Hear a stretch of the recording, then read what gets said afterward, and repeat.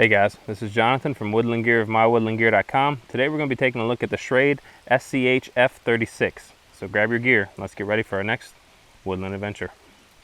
Alright, so here we have the Schrade SCHF-36 and the sheath. We'll take a look at the sheath first. Set the knife aside. And the sheath does have a little plastic insert into it. I don't know if you can see that right there, which that just protects it from cutting this material when you take the knife in and out frequently.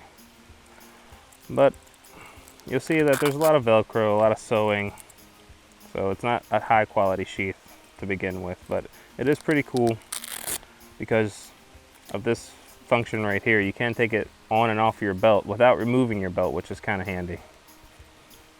It does have a little front pouch here that houses a couple extra gimmicks.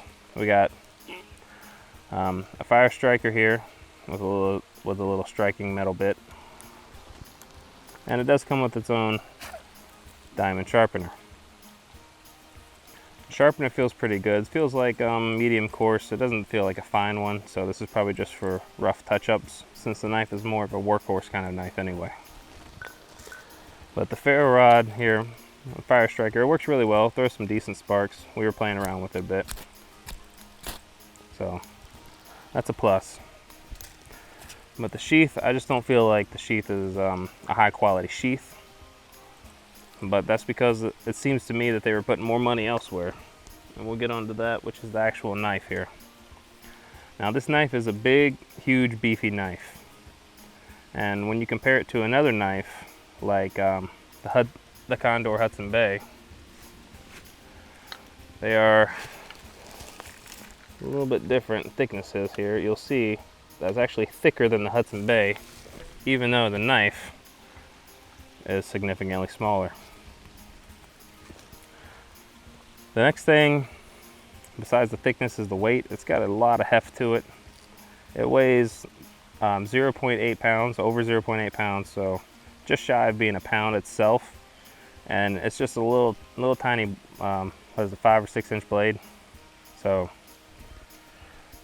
a couple of downsides you'll notice when holding it is the jimping here. It has a really nice choil, but when you choil up, there's no jimping for the upper part of the blade for when you choil. It's back here. But the jimping itself is kind of rough. It grips really tight, but without gloves it'll eat your fingers up. But the rubberized scales on it are really nice. It's full tang. The other downside is the powder coating. It's really rough and can catch, but I haven't had any problems with it so far. I just don't like the feel of it. But other than that, it's a really solid, well-built knife. I haven't had too many problems with it. We'll get on to some more testing, and I'll get back to you then.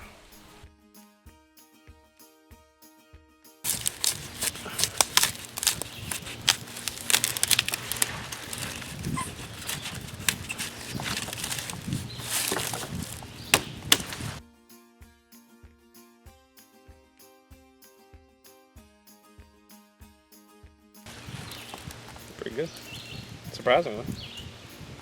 Take this piece of green wood from the sapling. It just does really awesome on this poplar here. The weight of the knife really helps to get under there and shave all that bark off. Because once it starts going, you get that momentum behind it, it just doesn't want to stop. And then for a little bit of finer detail. It's not too great on carving fine detail from a thick blade. I mean, but it can do it if you work.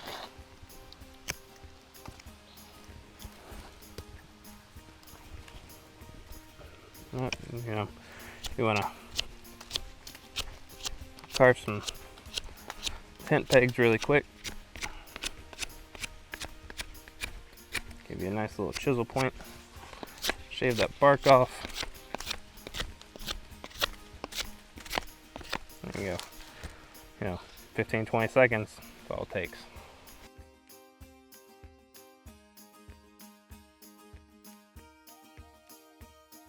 so here we got some dry hardwood, and we're going to try to carve this up a little bit.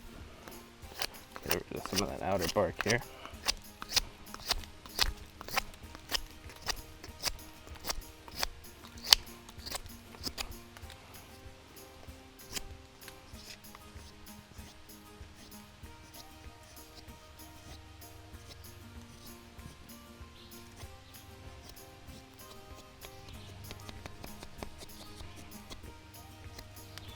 I mean, for this kind of curls, it does surprisingly well here.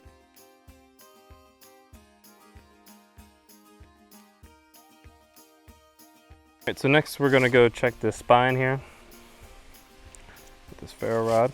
Now the ferro rod does come with a striker, and it works seemingly well.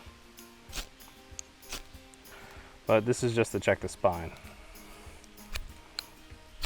And we can't get a little spark, but I'm pushing a lot harder than I should have to. But what's cool is this thing does come with the sharpening stone, but you can actually use to strike it as well. So that works really well if you don't like using the little cord, having the thing attached to a cord. The sharpener works really well. Only bad part about the striker that it comes with is that it totally comes apart. So you might want to add a couple dabs of glue in there just to hold it in place. But other than that, it works fine. There's our char cloth. It's going really well.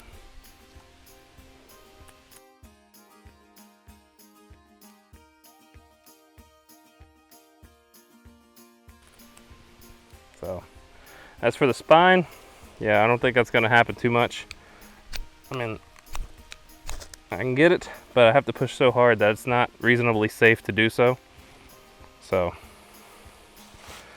I'm not going to call that one a pass. All right, so on to the more controversial part, which is batoning. Now, you want to stick to a smaller log since it's such a short blade. But I don't have a problem. Think it'll be a problem splitting this since the blade's so thick. Get that nice wedge effect. See.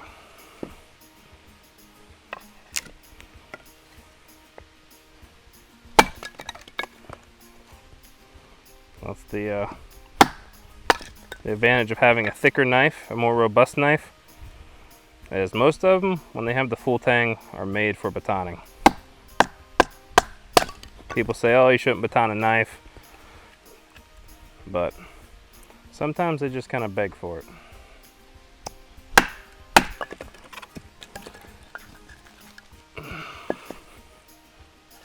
And this knife, definitely begging to be batoned, so let's fucking pass.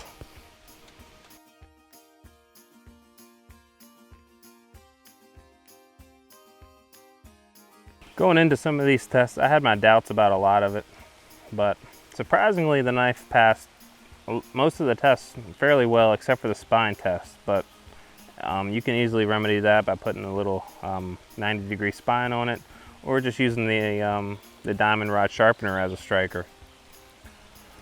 Even the striker that it came with through sparks really well. The main downside that I have to this knife is the sheath. It seems like a really low quality sheath. But that, to me, for $26, that's okay, because this knife seems to be an all-around really well workhorse knife. And for half the price of the Gerber Strongarm, it seems to be better than the Gerber Strongarm in a lot of ways. The only thing I like better than about the Strongarm better than this knife is that the Strongarm's handle is actually dipped, so the scales can't come off. This one here, the scales can come off, and these rivets can come loose through batoning frequently. But if you don't mind replacing them or tightening it up, this thing is a beast. With that, if you enjoyed this video, make sure you give us a like, comment, or subscribe to our YouTube channel where you can find more videos just like this one. Thanks for watching, and remember, adventure is waiting.